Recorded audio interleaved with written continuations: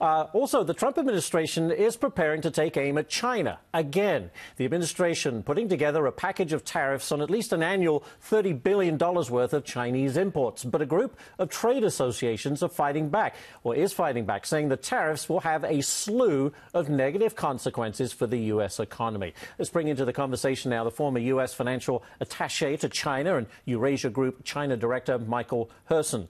Michael, you're very well able to comment on this. I understand what the president is saying. He's saying, look, we're just not playing on a level playing field. We have to take action. But what is the danger of unintended consequences when you start getting into a trade war with someone like China? Sure. Well, really, it's two things. One is the impact that U.S. tariffs on Chinese goods will have on U.S. consumers and U.S. businesses. Obviously, China is a huge trading partner for us. Those prices go up.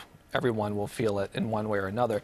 And then, of course, there's China's reaction, retaliation. It's almost certain that China will retaliate against this move. But to the president's point, is China taking advantage of us? Bottom line. Well, I think few people would disagree with that. The question is how you respond. Are tariffs the right tool to get rid of, to get back at China, especially given the broad impact that it could have on our economy? So there's a choice of tools here.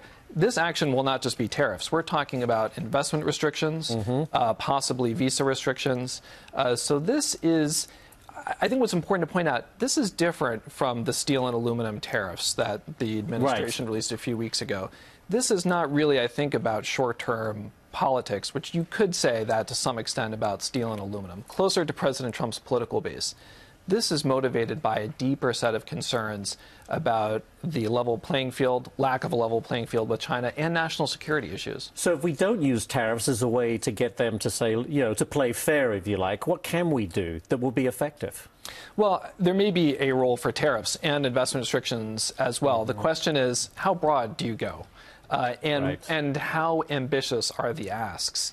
If we're talking about some concrete aims where we think there's actually room for negotiation with Beijing, I don't think many people would argue with that. The question is, are you unveiling sweeping tariffs, and are your aims too high to really make progress? We shouldn't prejudge that. Let's see what the Trump administration comes out with. But that's, I think, the critical question. Bottom line, though, they need us, we need them. Is that true? Oh, absolutely. These are two very intertwined economies. So can this be done in such a way that it will avoid the impact on consumers and businesses in this country? Well, I think the aim of making some progress on these barriers that China has erected, yes, that is feasible.